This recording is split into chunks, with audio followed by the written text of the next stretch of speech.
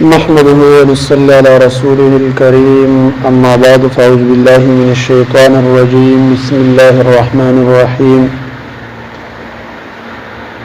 قال الله تبارك وتعالى أتأمرون الناس بالبر وتنسون أنفسكم وأنتم تتلون الكتاب أفلا تعقلون واستعينوا بالصبر والصلاة وإنها لكبيرة إلا على الخاشعين أتأمرون الناس آتاسو حکم کوي دی خلقو ته بالبر پنی کیسرا وتنسون هرو انفسکم ځان خپل وانتم تتلون الكتاب او حال دار چې تاسو ولولئ کتاب افلا تعقلون تاسو عقل نه لرئ افلا تعقلون تاسو په دې خبره نه پوهیږئ په دې آیات مبارک کې د واعظ د پاره الله رب العزت یو خبره ذکر کوي اصل کې خدا خطاب چې شوی دی نه دا علماء يهود ته شوی دی علماء يهود هغه ته دا خطاب دی شوی چې تاسو نور خلکو ته د نیکی حکم کوئ او په خپل باندې د دې خبرې نه خبره نه وي چې دا دین اسلام دا برحق دی بل ته حکم کوي چې دین اسلام راوړه په دین باندې روان شه او په خپل په اخیری پیغمبر باندې دی ایمان نه راوړي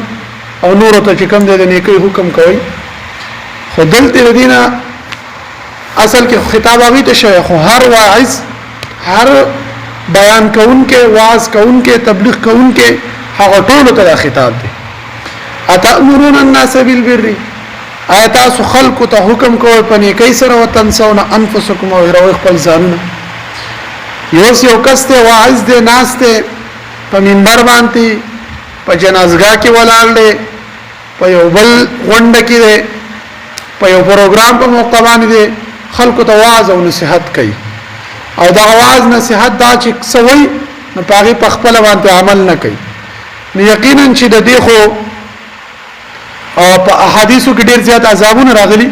چې د څه کس ته پار ځکه چې دا د خبرې نه خبر دی علم ورسره شته او د علم باوجود هم چې کوم دی دا واعظ او نصيحت چې کوم دی خلکو ته کوي په خپل عمل نه کوي نبی عليه الصلاه والسلام حضرت انس رضی الله عنه د حدیث راوی د مفهومي داسې دی چې په شب معراج په شپه باندې نبی عليه الصلاه والسلام د څکسانو په خوا باندې تیر شو چې دا غینه په کینچانو باندې چې کوم دی شونډي او جبه کټ کېدلی جبريل نه تاسو شو نبی عليه الصلاه والسلام تاسو کو چې دا څوک کم خلق دي نو دا الله تعالی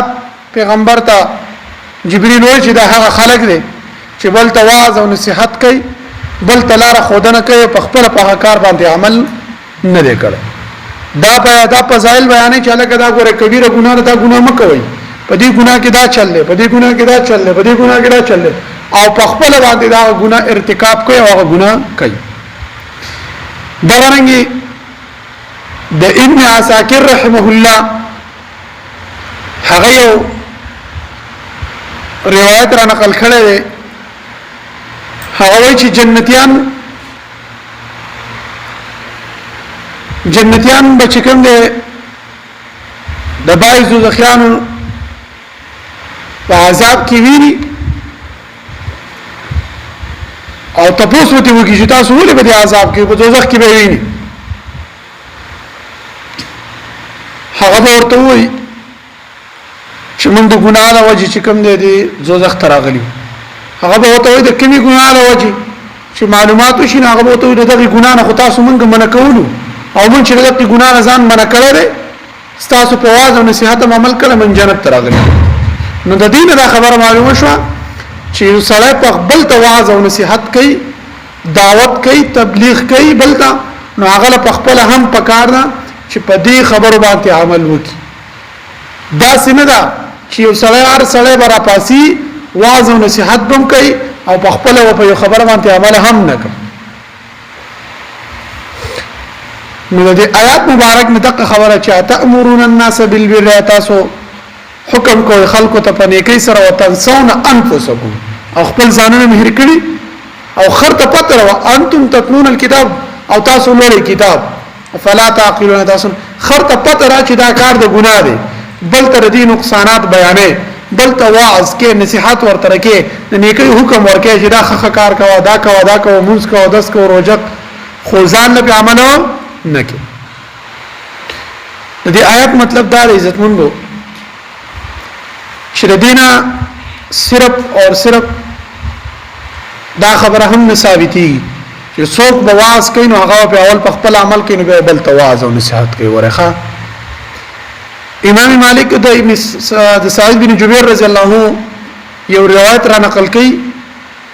او سعید بن جبیر رضی الله تعالی عنہ فرمایي چې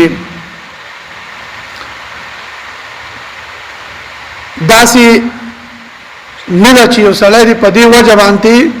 واز او نصيحت نه کوي چې یاره زه په خپل په دې ګناه نه ځان نه ساتم زه په خپل دا کار نه کوم نو چې کله په خپل باندې دا کار شروع کو په خپل مې دې ګناه نه ځان وساتو نو به دې نور خلکو ته دې ګناه واز او نصيحت کوم چې دا ګناه مکوئ دې ګناه نه ځان وساتئ دا کار وکړئ دا نه کوي کار وکړئ دا نه کوي کار نو چې یو سړی د دې پورې دې ته انتظار کوي چې زلاول په خپل باندې عمل کوي نو هر ګره دا یو خبره ووري چې معصوم صرف اور صرف انبیاء کرام دي نور څومره خلک هم چې دي دینه بخامه خد ګناه ارتکاب کیږي په سره طریقه به کیږي کوړه ګناه او کغه ګناه دیونه به کیږي نو چې یو سړی د دې خبره انتظار کوي چې زالک صبر کوما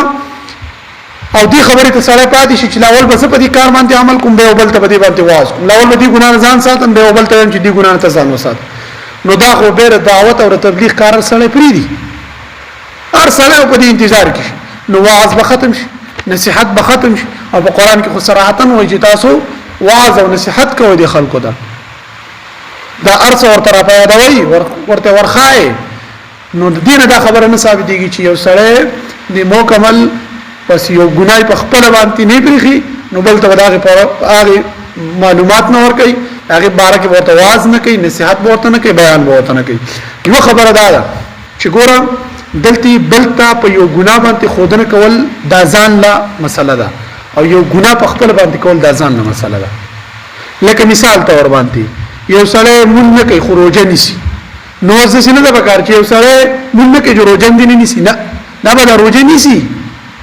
اوس مونږ نه کوي هغه د خپل عمل نه چني کوي خود سینه چې اوس یو سړی په خپل په یو خبر عمل نه کوي نو بل ته نصيحت کوي بل ته نصيحت خامخا کوي د دې مثال من لدا ورکو چې سره مونږ نه کې ته اواز دا وایي چې لکه زمونږ کوم روزه نه څنګه اوس مونږ نه کې نو تاسو به نه کې چې بالکل روزه پسې روزه هم نشي دا مونږ هم کوي خو اوس بس مونږ هغه نه کوي نو تاسو نه چې بس الکه اوس مونږ کوم روزه نه راته چټي ده نه نو تاسو دا مثلا دا چې یو سره په خپل په یو کار باندې عمل نه کوي نو تاسو نه چې بل ته نصيحت بل ته نصيحت خامخا کوي کوم څنګه ته موقع ملوي دا خبره ته خلک وګ دي خبره خلک اوري نو لہذا خلک به نور ته واعظ او نصيحت کوي او دا واعظ او نصيحت دا ځان له ثواب دي مولانا اشرف علي تنویر رحمه الله چې کوم دی یو کتاب کې مخ کې کتلی دا خبره کړو ول یو سړی که د ګناه نه ځان نه ساتي د ګناه نه ځان نه ساتي خو د ګناه نقصانات د ګناه په اړه کې علم داس دکی او دا علم به بل چاته ورخه چې دی ګناه دا نقصان دی دا نقصان دی دا نقصان دی دا عذاب دی نو ول دا ځان له ثواب دی دا ځان له ثواب دی او د ګناه نه ځان نه ساتي دا ځان له بل خبره ده خو الکدار دی ګناه دا علم ځان تر ازده کې چې دی ګناه نقصانات سره به بل تخی نو الکزان له ازده کې دا ځان له ثواب دی او چې بل تخی بیا هم ثواب دی نو د سبا نه د آیات مطلب دا دی ښا اتامرون الناس آیات سو حکم کوي د خلکو د بالبر په نه کوي سره وطن سونه او ين پسکم ځانون خپل وانتم تتلون الكتاب او حال لري چې تاسو له کتاب افلا تعقلون آیات سو عقل لري صدق الله